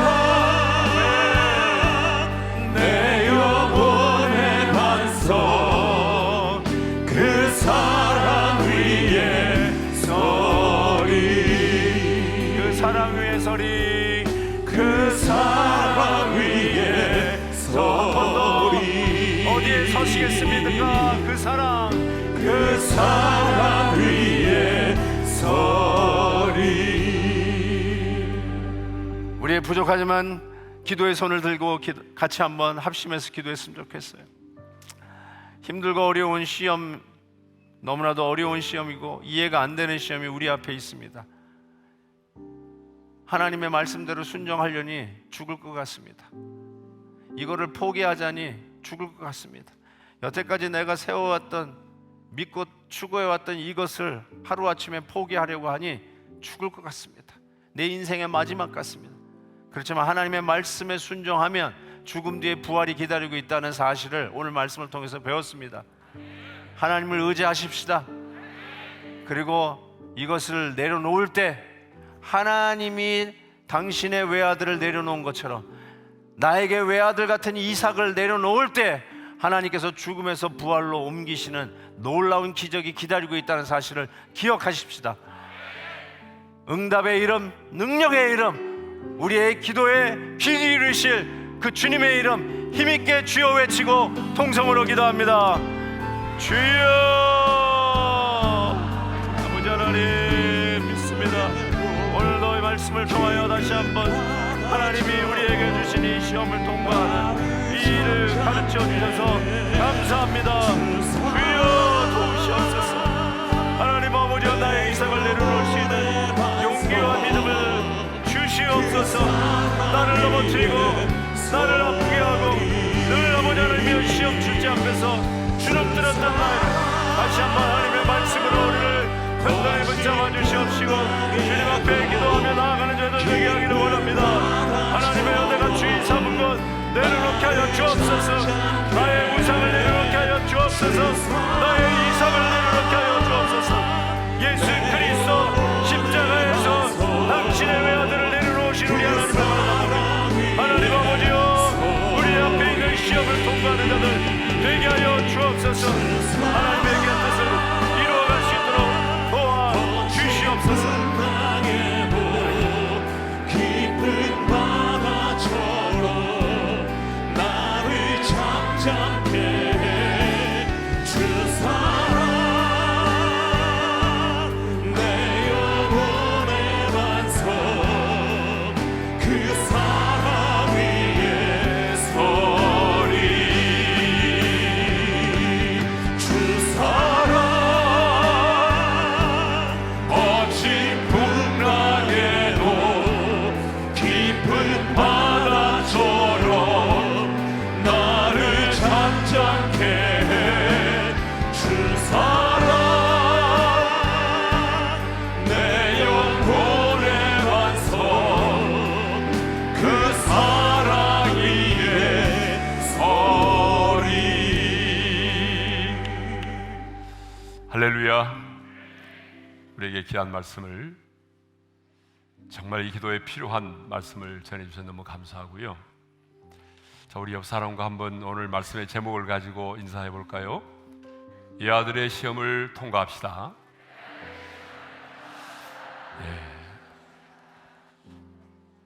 우리 하나님은 끊임없이 우리를 시험을 하시죠. 우리 인생은 시험의 연속인데요. 오늘 목사님의 말씀처럼 우리 인생 가운데 이해할 수 없는 그 상황, 그 모순된 그 상황은 하나님이 우리를 시험하는 거라는 거죠. 우리는 이해할 수 없는 상황 앞에서 절망할 때가 얼마나 많습니까? 근데 우리는 오늘 반대로 기도할 때가 참 많아요. 하나님, 내 인생의 이 모든 것, 내 삶의 이유가 되는 이 모든 것, 이걸 움켜쥐고 이 문제를 해결해 달라고 기도하는데, 오늘 하나님께서는 도리어 목사님을 통해서 그것이 바로 내 인생의 외아들이고 이삭이라는 것을 깨닫게 하시고, 그것을 우리가 내려놓을 때에 우리는 마침내 우리의 믿음이 한층 업그레이드 되고 내가 하나님을 경외하는 자로 인정이 될 뿐만 아니라 도리어 우리는 그 시험을 통과하면서 부활의 능력을 경험하게 되는 하나님의 사람이 될 줄로 믿습니다. 주신 말씀을 다시 한번 마음에 새기면서 더 우리 깊은 기도의 자리로 나아가겠습니다. 주님 말씀하시면 내가 나아가리다. 찬양할까요? 주님 말씀하시면 내가 나아가리다. 주님 뜻이 아니면 내가 멈춰서리라. 나의 가고 서는 것 주님 뜻에 있으니 오 주님 나를 이끄소서. 뜻하신 그곳에 나 있기 원합니다. 이끄시는 대로 순종하며 살리니 연약한 내 영혼 통하여 일하소서. 주님 나라와 그 뜻을 위하여 뜻하신 그곳에 나 있기 원합니다. 이끄시는 대로 순종하며 살리니 연약한 내 영혼 통하여 일하소서. 주님 나라와 그 뜻을 위하여 오 주님 나를 이끌소서. 뜻하신 그곳에 나 있기 원합니다. 이끄시는 대로 순종하며 살리니 연약한 내 영혼 통하여 일하소서. 주님 나라와 그 뜻을 위하여 뜻하신 그곳에 나 있기 원합니다. 이끄시는 대로 순종하며 살리니 연약한 내 영혼 통하여 일하소서. 주님 나라와 그 뜻을 위하여 오 주님 나를 이끄소서. 자, 우리 이제 주신 말씀을 붙들고 간절히 기도하는 시간을 갖겠습니다. 하나님께서 아브라함을 시험하였듯이 하나님은 우리 한 사람 한 사람을 시험하십니다. 사탄의 시험은 우리를 절망과 좌절에 이르게 하고 우리를 멸망케 하기 위함이겠지만, 하나님이 우리를 시험하는 것은 오늘 우리로 하여금 진정으로 하나님만을 온전히 경외하는 자가 되게 하실 뿐만 아니라 그 시험을 통과한 이후에 부활의 능력을 경험할 수 있도록 하기 위함입니다. 오늘 이 시간에 기도하기 전에 그러면 내가 움켜쥐고 있는 내 삶의 이유가 되고 있는 내 인생의 이삭은 누구인가? 내 삶의 전부로 여겨지고 있는 내 인생의 외아들은 누구인가? 여러분 말씀을 드리면서 많이 생각하셨겠죠? 이제 여러분 감동으로 끝나서는 아니 되고 하나님께서 깨닫게 해주신 그 부분들을 온전히 주님께 내려놓아야 합니다. 생각이 중요하다고 말씀하셨잖아요. 여러분 그렇습니다. 생각이 중요합니다. 우리가 하나님께로부터 이런 시험을 당할 때에 어떤 생각을 하느냐가 굉장히 중요해요. 어떤 사람들은 부정적인 생각, 육신의 생각을 할 때가 참 많아요. 불신앙의 생각을 할 때가 많다고요. 그런데 이삭은 오늘 우리에게 주신 말씀을 보게 되면 죽은 자 가운데서 다시 살리실 줄로 생각한지라 하나님이 행하실 일을 생각한 거죠. 독생자를 내어주신 하나님 아버지의 사랑을 생각한 거죠. 여러분 생각이 중요합니다. 그래서 사도 바울은 우리에게 이렇게 말하잖아요. 모든 생각을 사로잡아 그리스도에게 복종시키라고 말하잖아요.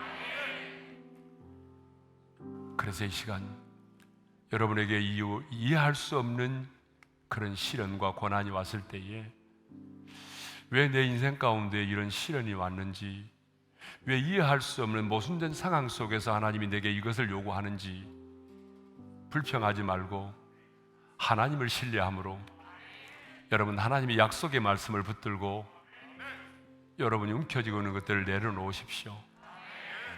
여러분의 이상을 주님 앞에 온전히 내어 드리십시오. 그럴 때 하나님께서 여러분들을 향해서 하나님을 온전히 경외하는 자로 여기실 뿐만 아니라 이제 하나님이 여러분의 인생 가운데 행하시는 놀라운 일들을 보게 되는 것입니다. 이제 말씀을 붙들고 구체적으로 기도하며 나가십시다. 하나님, 내 인생의 이삭은 바로 이것이었습니다. 내 자녀일 수도 있고요, 어떤 문제일 수도 있어요. 여러분의 삶의 이유일 수도 있잖아요. 이제는 그 부분들을 정말 하나님 앞에 내어놓고 이제는 정말 그 말씀 앞에 내가 순종하며 살겠습니다. 목사님 말씀하신 것처럼 우리 인생 내 뜻대로 되는 게 하나도 없잖아요. 결국은 하나님의 뜻을 따라 이루어져야 되는데 주님 이끄시는 대로 내가 순종하며 살겠습니다. 근본 다니엘 기도의 기간에 내가 이 시험을 잘 통과해서 부활의 능력을 경험하는 자가 되기 싶습니다. 하나님의 일하심을 보게 하여 주옵소서. 내 삶의 이유가 완전히 바뀌어지기를 원합니다. 주여 한번 부르고 기도하며 나가겠습니다. 주여, 할렐루야. 우리 아버지 하나님 감사합니다. 오늘도 우리에게 귀한 목사님을 보내주시고 외아들의 시험을 통과하라고 하는 귀한 말씀을 주신 것을 감사합니다. 끊임없이 우리를 시험하시는 하나님, 우리에게 더 좋은 것을 주시려고, 우리의 믿음을 향상시켜 주시려고, 한 내 신뢰가 내 신앙의 현주소를 깨닫게 하시려고 우리를 시험하시는 하나님, 우리가 이 아들의 시험을 잘 통과해서 우리의 믿음이 업그레이드 되기를 원합니다. 우리의 믿음이 항상 우리 믿음이 성장하기를 원합니다. 하나님 아버지, 그래서 내 인생의 위아들이 무엇인가를 깨닫게 도와주시고 내 삶의 만족과 이유가 되는 내 인생의 위아들이 무엇인가를 깨닫게 도와주옵소서. 이것이 없으면 살아갈 수 없을 것처럼 여겨지는 내 삶의 가장 귀한 것으로 여겨지는 그 위아들이 무엇인가를 깨닫게 도와주십시오. 그것이 하나님의 돈이라면 그 돈을 내려놓을 수 있기를 원하고, 그것이 내 짐이라고 한다면 그 짐을 생활을 내려놓을 수 있기를 원하고, 그것이 내 세상의 명예라면 하나님의 그 명예를 내려놓을 수 있기를 원합니다. 하나님, 그것이 내 가족이라면, 아니 내가 내 자녀라고 한다면 내 자녀마저라도 주님 앞에 온전히 내어 맡기고 드릴 수 있는 하나님의 사람들이 되기를 원합니다. 우리 하나님이 그시는 대로 온전히 순종하며 나아가기를 원합니다.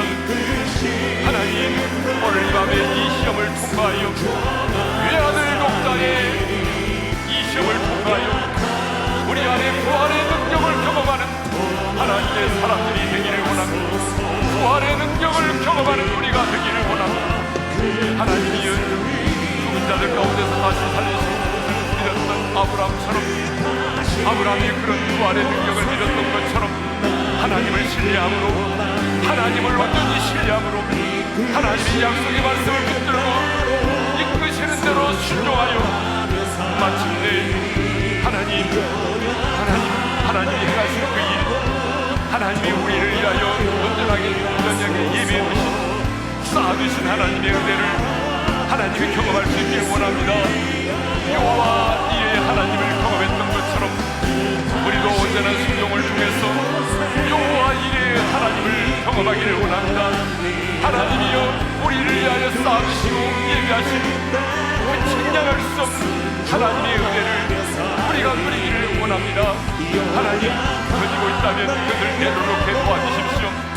하나님이여, 우리의 이 아들이 무엇인가를 온전히 깨닫게 도와주시고 그것들을 주님 앞에 내려놓을 수 있기를 원하고, 하나님이여, 그래서 정말 우리의 이 믿음이 우리의 생각을 바꿔주십시오. 하나님의 불신앙의 생각, 아버지 하나님이여, 절망의 생각, 공욕의 생각들을 내려놓게 하시고, 하나님의 이제 육신의 생각들을 내려놓게 도와주시고, 부정적인 생각들을 내려놓게 도와주시고, 하나님을 신뢰하는 믿음의 생각을 갖게 도와주시고, 하나님이 죽은 뒤 다시 살리신 것을 믿었던 그 아브라함의 생각을 우리가 본받아서 아버지 하나님, 마침내 이 시험을 통과하게 도와주시고, 이 시험을 통과함으로 말미암아 하나님께서 우리를 위하여 예배 놓으신 그 놀라운 여호와 이레의 축복을 누리기를 원합니다. 하나님, 그 여호와 이레의 축복을 모든 성도들이 누릴 수 있도록 은혜를 베풀어 주시옵소서. 감사합니다. 주님, 할렐루야. 나라와 그 뜻을 위하여 오 주님 이끄소서. 아버지 하나님,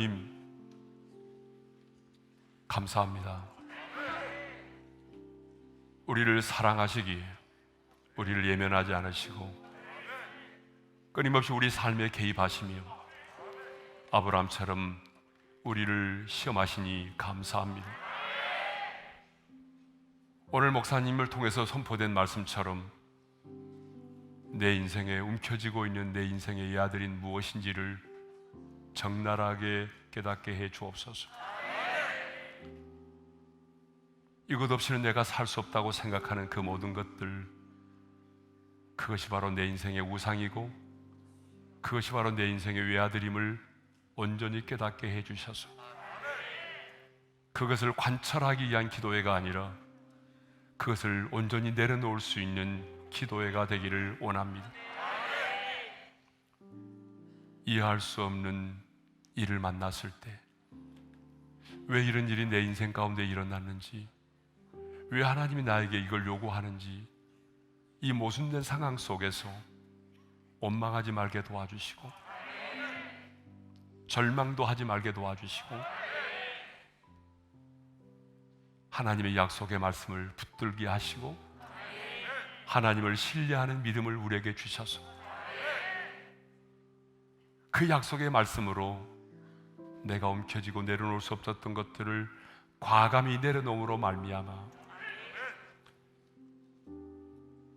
내가 얼마나 하나님을 사랑하고 있는지를 내 믿음의 현주소를 보게 해주시고 깨닫게 해주시고 아브라함이 이 시험을 통과해서 여호와 이레의 축복을 받아 누렸던 것처럼 우리도 근본에 외아들의 시험을 잘 통과해서 하나님께서 우리를 위하여 쌓아두시고 예비해 놓으신 그 여호와 일의 축복을 우리 모두가 경험하게 도와주옵소서.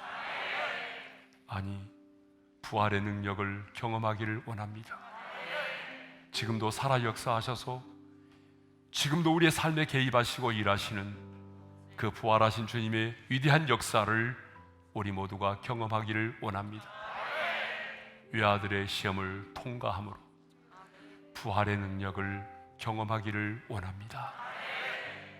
예수님의 이름으로 기도합니다. 아멘. 자, 이제 우리가 기도하는 시간입니다.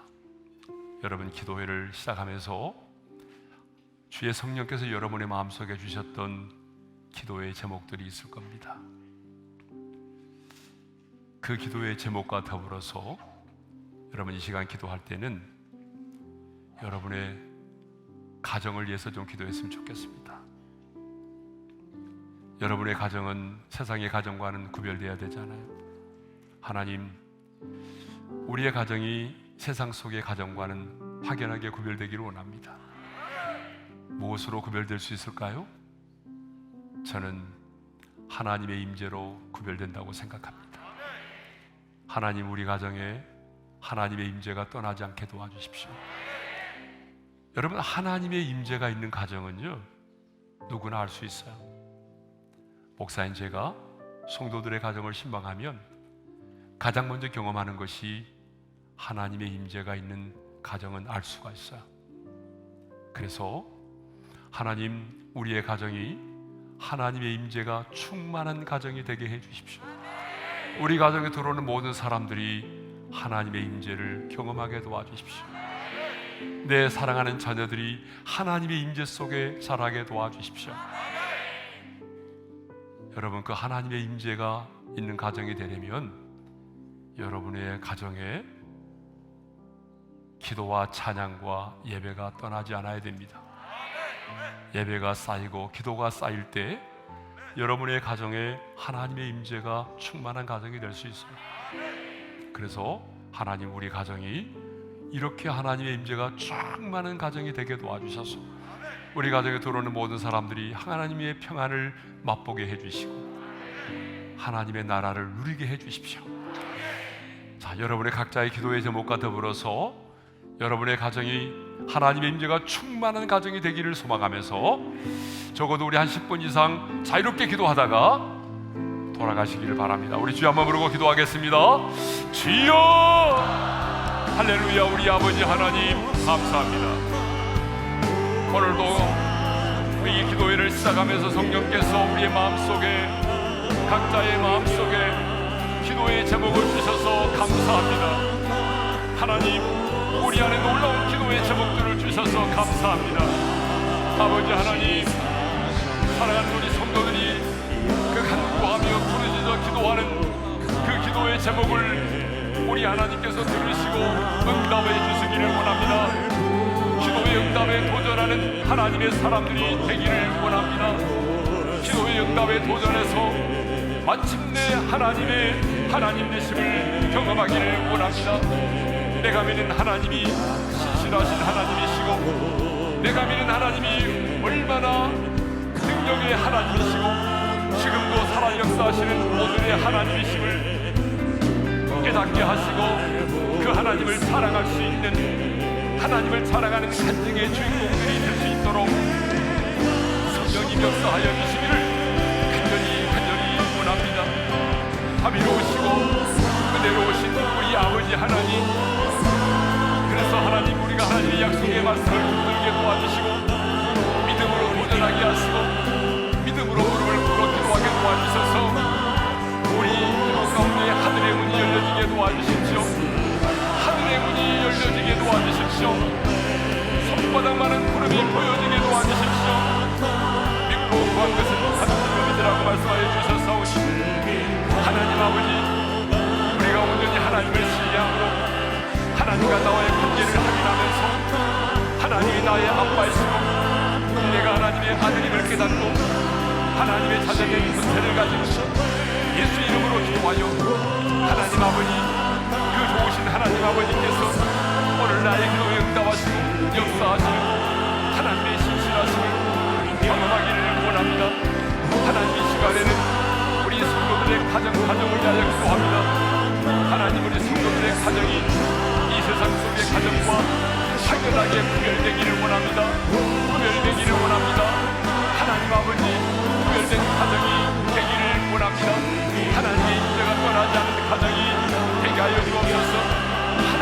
문제가 떠나지 않는 가정이 되기를 원합니다. 예배가 쌓이고 기도가 쌓이고 찬양이 쌓여서 우리 가정에 들어오는 모든 사람들이 하나님의 인재를 경험하게 하시고 하나님의 평안을 누리게 도와주시고 하늘의 문이 열려지게 도와주시고 하나님의 나라가 임하는 가정이 될 수 있도록 주여 역사하여 주시기를 간절히 원합니다. 오늘 이 기도에 참여하는 성도들의 간구와 기도를 들으셔서 성도들의 가정에 모든 영들이 떠나가게 하여 주시고 하나님의 영광의 빛이 임하게 도와주셔서 아버지 하나님 가정에 하나님 온전한 통치가 임할 수 있도록 주여 은혜를 베풀어 주십시오. 성령님 강력하게 역사하시고 기름 부어주시기를 간절히 원합니다. 하나님 아버지의 시간에 성령님을 초청합니다. 성령님을 환영합니다. 성령님이여 오늘 이 시간에 불로 임하여 주십시오. 내게 불로 성령님 불로 기름 부어주십시오. 하나님의 영으로 나를 충만하게 도와주십시오. 내 머리에서부터 발끝까지 어린 양의 볼을 나를 덮어주시고 주님 친히 그 능력의 장소에 종을 붙잡아 주시고 하나님의 영으로 나를 충만하게 도와주셔서 오늘도 내가 믿음으로 구하며 또 믿음으로 손을 얹어 기도하고 약한 자들을 위하여 하나님의 기도로 섬길 때에 하나님의 나는 마른 막대기와 같습니다. 내게는 나오는 능력이 없습니다. 그렇지만 하나님께서 하신 일을 기대하면서 그 말씀을 신뢰하면서 신실하신 하나님을 바라보면서 기도하기를 원합니다. 성령님이여 역사해 주셔서 하나님이여 병든 자는 거침을 받게 도와주시고 어둠의 영은 떠나가게 도와주시고 하나님 묶인 자들이 풀어지게 도와주시고 눈먼 자가 보게 도와주시고 하나님의 사랑을 깨닫게 하시고 하나님의 사랑을 온전히 경험하는 은혜로운 시간이 될 수 있도록 성령님이여 역사하여 주시기를 간절히 원합니다. 성령님 역사해 주시고 기름 부어주시기를 간절히 소망합니다.